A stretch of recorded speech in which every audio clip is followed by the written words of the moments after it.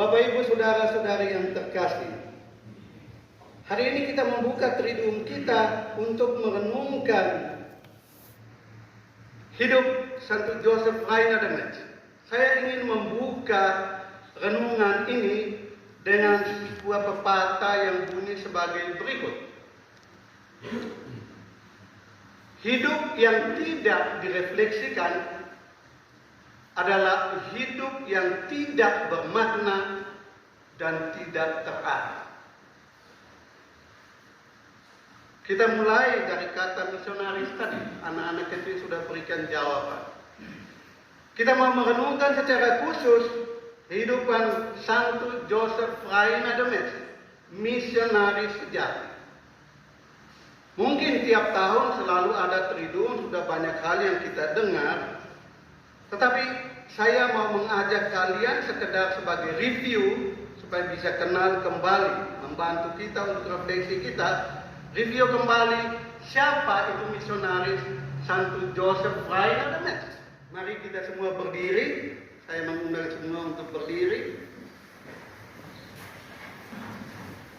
Menundukkan kepala, hening sejenak untuk memberikan penghormatan kepada Santo Joseph Reiner de Metz yang hidupnya akan kita refleksikan mulai hari ini selama 3 hari. Moto beliau yang terkenal yaitu the language that all people understand is love. Yang luhur mulia jika dapat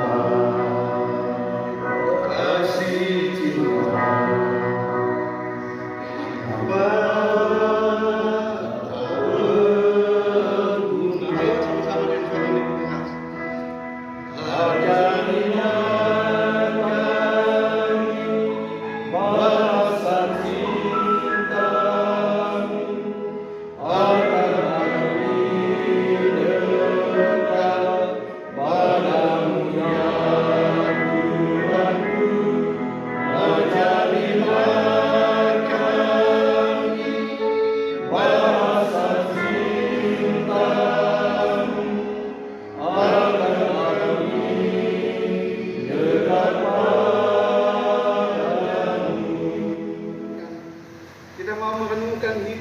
sebagai misionaris sejati.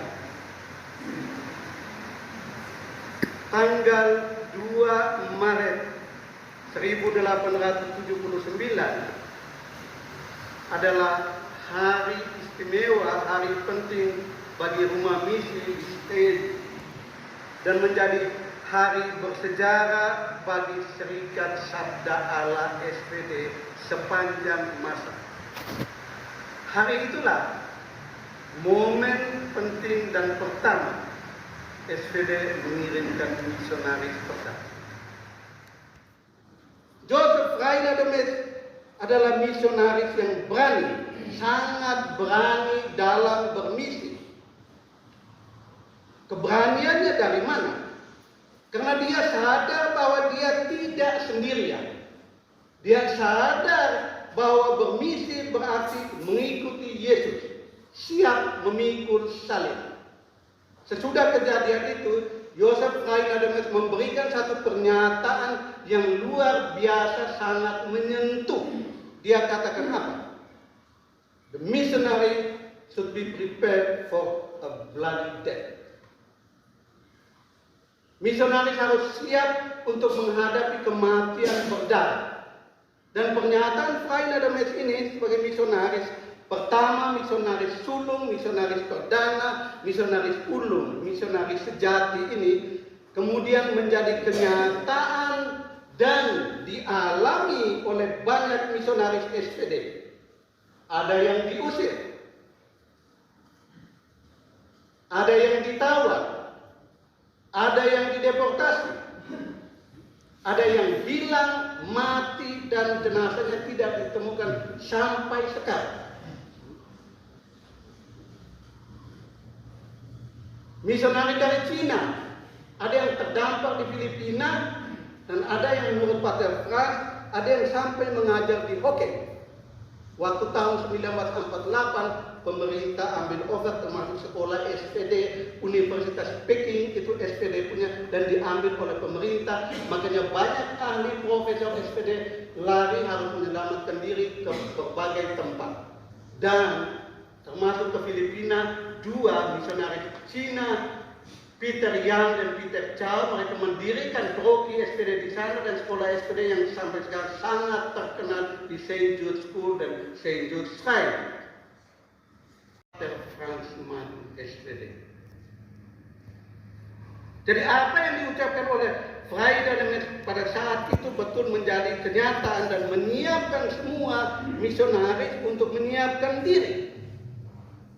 Tetapi dari tantangan itu lahir banyak orang-orang SPD yang begitu hebat dan luar biasa. Saat SPD mengirim dua misionaris pertama ke Filipina, satu dari Jerman baru ditabiskan dan singgah di Hong Kong, dan satu misionaris yang sudah 5 tahun di Hong Kong mendampingi dia untuk memulai misi di Filipina, termasuk di Papua New Guinea. Joseph Freiner bukan misionaris kaleng-kaleng. Kita bangga dan kagum. Meskipun penuh dengan tantangan di mana-mana, semangat para misionaris tidak luntur. Joseph Freiner sendiri, kehadirannya di Tiongkok, Cina relatif singkat, hanya 29 tahun. Tetapi pengaruh impaknya masih tetap terasa sampai sekarang dan akan tetap terasa selama SPD anggotanya masih ada. Itulah Joseph Freiner.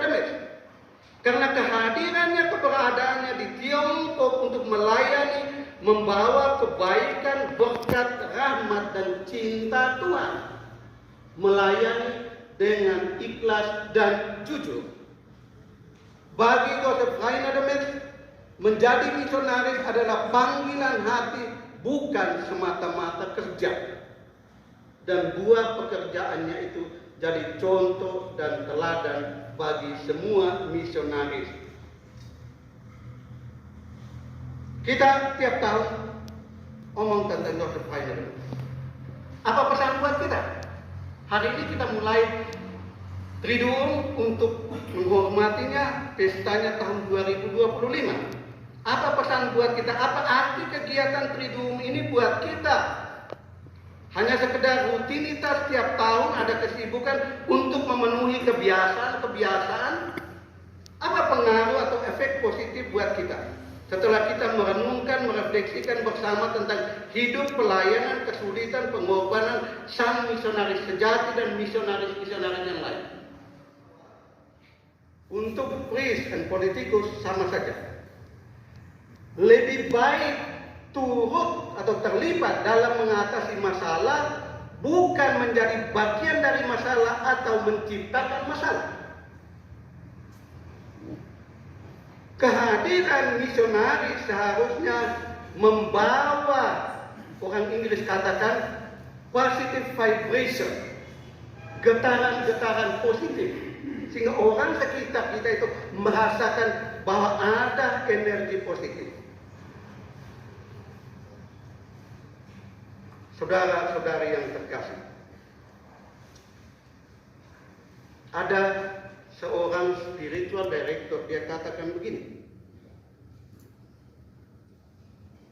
Katanya saya kutip, bunyinya sebagai berikut.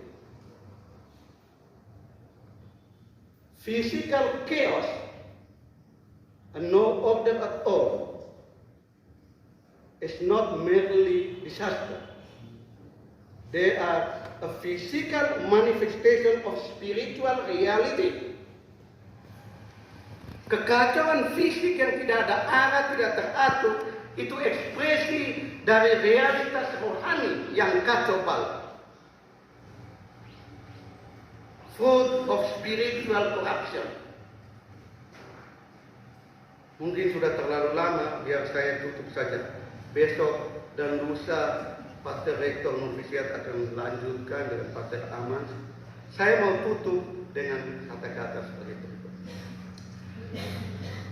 Seruan, semoga dengan merenungkan perjalanan hidup karya misi, tantangan pengorbanan Santo Joseph Reina de Metz sebagai misionaris sejati dan misionaris-misionaris lain di tanah Tiongkok menjadi contoh inspirasi buat kita untuk melayani dengan penuh kasih dan cinta.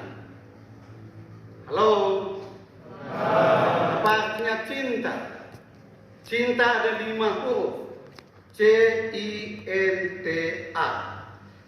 Melayani dengan penuh kasih dan cinta berarti melayani dengan cepat, ikhlas, nyaman, transparan, accountable. Santo Joseph Reina de Metz.